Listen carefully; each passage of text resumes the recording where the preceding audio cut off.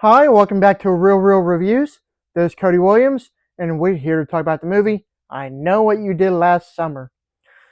After being led to believe that this would be a reboot of the slasher film from 28 years ago, this is actually a sequel to the original film and its direct follow up.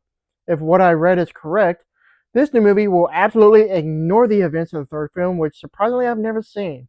Either way, this new sequel could be either a hit or a miss, but I'm willing to give it a chance. After just got done watching it, I'm ready to talk about it.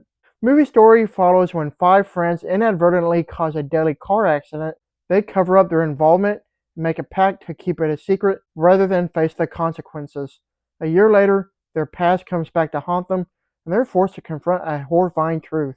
Someone knows what they did last summer and is hellbent on revenge. As one by one the friends are stalked by a killer, they discover this has happened before. They turn to two survivors of the legendary Southport Massacre of 1997 for help. Well, the movie was meh. I thought it was a serviceable sequel that's at least watchable, but granted, I wasn't overly impressed with it. Obviously, this movie has its fair share of issues, and of course, I will touch base on those later. Right now, I want to talk about the good things the movie has to offer, whether how it brings back some nostalgia, how grisly it gets with the kills, and also how it has a nice layer of mystery. For a slasher flick, I will say that the kills were gruesomely fun. If you want blood, well, this movie has plenty of it. What is weird that the kills do feel somewhat watered down to make it feel like a PG-13 rated flick, and it doesn't go full into the hard R rating like it should, because going into these kind of movies, you want it to be as gross as possible. This movie, however, feels like it's holding itself back. If you're a big fan of this series, be prepared to take a trip down memory lane back to 1997 when in regard to the first film.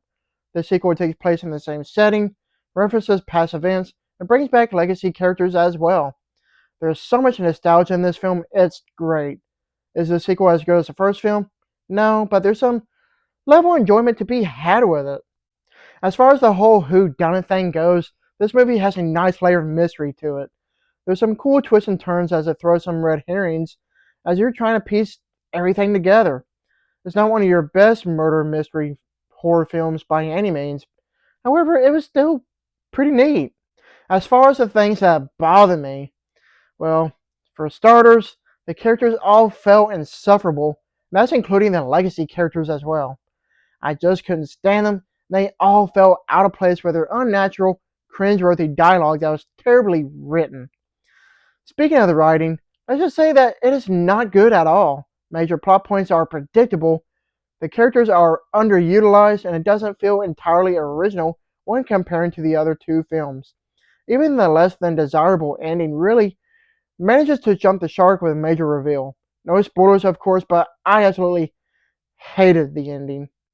With all that said, this movie is pretty forgettable because I'm not going to remember much of anything about it in the next day or so. If you're on the fence about checking this movie out, I would probably wait until it hits streaming because this movie clearly ain't it. Overall, I Know What You Did Last Summer is an interesting but yet underwhelming addition to the series that some may like and others may not.